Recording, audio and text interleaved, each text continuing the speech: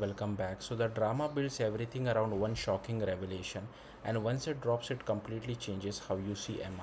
At first, the film feels like a grounded relationship story.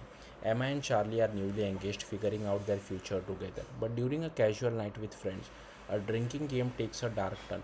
Emma admits something no one expects. As a teenager, she planned a school shooting. It's a moment that completely shifts the tone of the film. What follows isn't about the act itself, but about the fallout. How do you process something like that? And more importantly, can you ever move past it? The film dives into Emma's past to explain how she got there.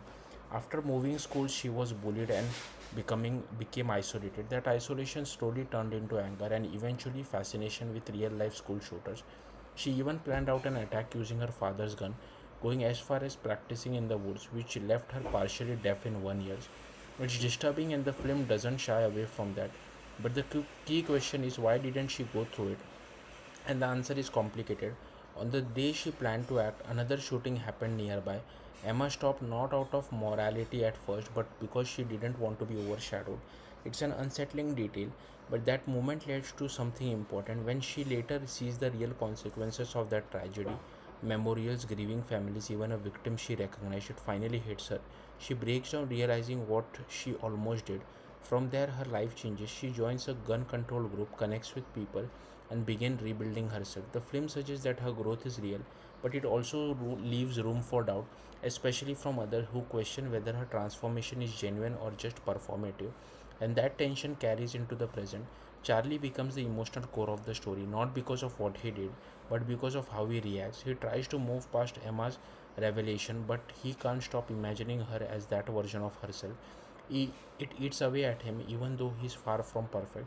He admits to being a cyberbully in the past, lies easily, and even comes close to cheating.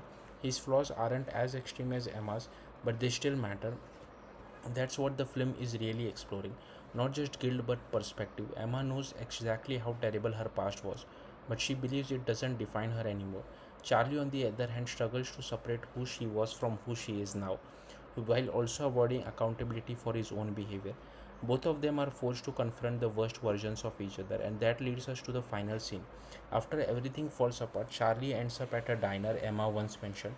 Unexpectedly, she shows up too. They sit across from each other, and instead of picking up where they left off, Emma does something unusual. She pretends they never met. Earlier in the film, this was a playful idea she tried before, but Charlie couldn't go along with it. He was too consumed by everything he knew about her. This time it's different. He plays along, and in that moment, they reconnect. Not as people defined by their past, but as strangers meeting for the first time. It's lighter, softer, almost hopeful.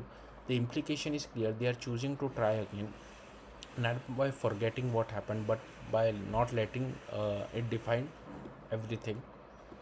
That's really the core message of the drama. People are more than their worst mistakes. The film doesn't excuse Emma's past, it treats it as something deeply serious and horrifying. But it also argues that growth, regret, and change matter. At the same time, it reminds us that judgment is easy but empathy is harder. In the end, the drama isn't just about a shocking secret, it's about whether two people can see each other clearly, flaws, past, and all, and still choose to move forward together. That's it. Thank you for watching. Bye.